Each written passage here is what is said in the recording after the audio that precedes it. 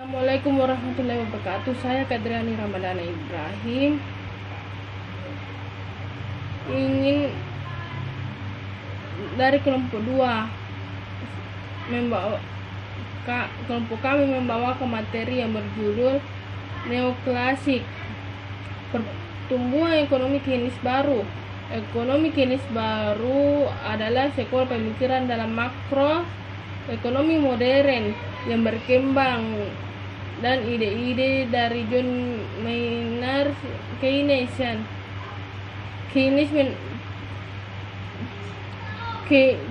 menulis teori umum ketenagakerjaan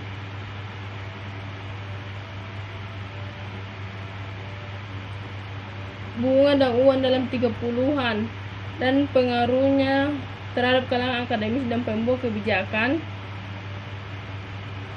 Peningkatan melalui 60-an pada tahun 70-an. Bagaimanapun ekonomi klasik baru seperti Robert Lucas, Thomas J. Sargent, dan Robert Bohr dipertanyakan. Banyak ajaran revolusi Keynesian, label baru Keynesian menggambarkan pada ekonomi yang pada tahun 80-an merespons kritik ini klasik baru dengan penyelesaian ajaran Keynesian asli. Ketidaksepakatan utama antara klasik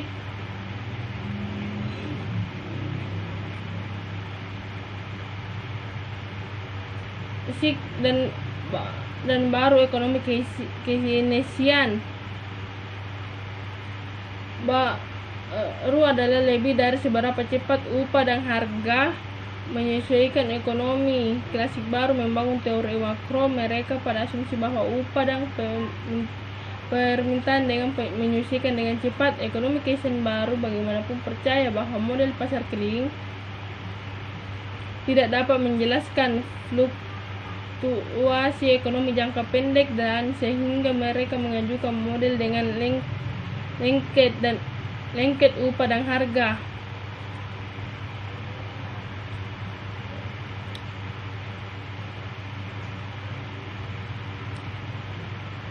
Teori Keynesian baru mengandalkan lengket upah dan harga untuk menjelaskan bagaimana pengangguran sukarela ada dan mengapa kebijakan moneter memiliki pengaruh yang kuat pada kegiatan ekonomi. Keynesian dan monetaris menekankan bahwa kebijakan moneter mempengaruhi kerja dan produksi dalam jangka pendek karena harga merespon lambat perubahan jumlah yang beredar. Menurut pandangan ini, jika uang beredar jauh, orang menghabiskan lebih sedikit uang dan permintaan barang jauh karena harga dan upah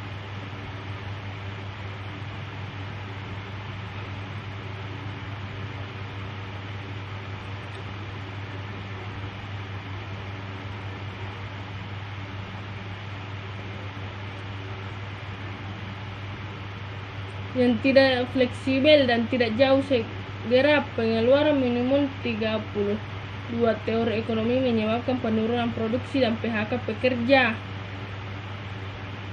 Ekonomi klasik baru mengkritik tradisi ini karena memiliki penjelasan yang koheren untuk perilaku lamban dan harga. Banyak peneliti Keynesian baru mencoba untuk memperbaiki kelalaian ini. Biaya menu dan eksternalitas permintaan agregat. Salah satu alasan bahwa harga tidak segera menyesuaikan untuk membersihkan pasar adalah bahwa penyelesaian harga mahal. Untuk mengubah harga, perusahaan mungkin perlu mengirim katalog baru kepada pelanggan, mendistribusikan daftar harga baru kepada staf penjualan, atau dengan kasus restoran mencetak menu baru. Biaya ini penyesuaian harga yang disebut biaya menu menyebabkan perusahaan untuk menyesuaikan harga yang disebut harga sebentar daripada terus menerus.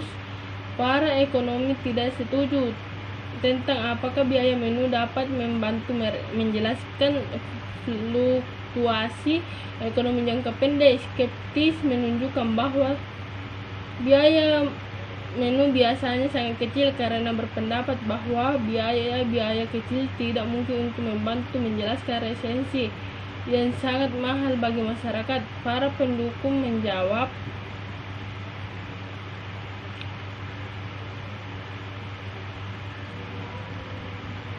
pendirian industri-industri pertambangan meningkatkan pengguna model dalam pertanian. Perlunya pendanaan asing, tabungan, dan investasi meningkat. Terhadap lembaga dan organisasi tidak nasional, adanya elit-elit baru. Perubahan seringkali dipicu oleh gangguan dari luar. Tahap landas ciri-ciri dari tahap landas yaitu bagian A, berlakunya kenaikan dalam penanaman model yang produktif dari 5% atau kurang menjadi 10% dari produk nasional neto. B, terjadi perkembangan satu atau beberapa sektor industri dengan tingkat laju pertumbuhan yang tinggi. C, terciptanya suatu kerangka dasar politik, sosial, dan internasional yang akan diciptakan. D, segala gejolak untuk membuat perluasan di sektor model. Potensi eksternalisasi ekonomi yang ditimbulkan oleh kegiatan lepas landas sehingga penyebaran pertumbuhan dan terus-menerus terjadi. Karakteristiknya, industri meningkat, tabungan dan investasi semakin meningkat pertumbuhan regional, tenaga kerja di sektor pertanian menurun, stimulus ekonomi berupa revolusi politik, inovasi teknologi, perubahan ekonomi internasional, laju investasi dan tabungan meningkat 5-10% dari pendapatan nasional. Sektor usaha pengolahan manufaktur.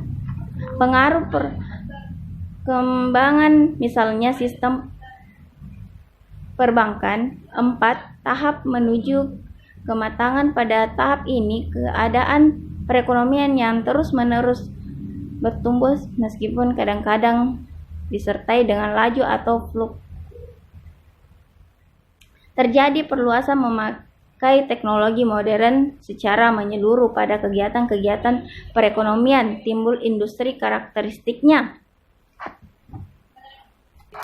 pertumbuhan ekonomi berkelanjutan, diversifikasi industri, pengguna teknologi secara mulus, pembangunan Assalamualaikum warahmatullahi wabarakatuh. Di sini saya membahas tentang pertumbuhan ekonomi teori Ruston. Whitman Ruston, 7 Oktober 1916 sampai 13 Februari 2003, adalah seorang ahli ekonomi dan politis. Teori tahap-tahap pertumbuhan ekonomi dikembangkan oleh Ruston pada pertengahan 1950-an, yang kemudian disebarluaskan melalui bukunya yang diterbitkan pada tahun 1960 dengan judul The State of Economic Growth and No Communist Manifesto. Industri baru dengan cepat dan tertinggalnya industri-industri lama sehingga barang-barang yang dulunya impor sekarang mampu dikembangkan di negara-negara sendiri. Teori tahap-tahap pertumbuhan ekonomi ini diklasifikasi sebagai teori modernisasi. Artikelnya Whitman Ruston yang dimuat dalam Ekonomi Jurnal pada Maret 1956 berjudul Take Off into Sustainable Growth pada awalnya memuat ide-ide sederhana bahwa transformasi ekonomi setiap negara dapat ditelisik dari aspek sejarah pertumbuhan ekonomi hanya dalam 3 tahap. Pertama, tahap prekondisi tinggal landas yang mampu bertumbuh waktu berabad-abad lamanya. Kedua, tahap tinggal landas 20-30 tahun.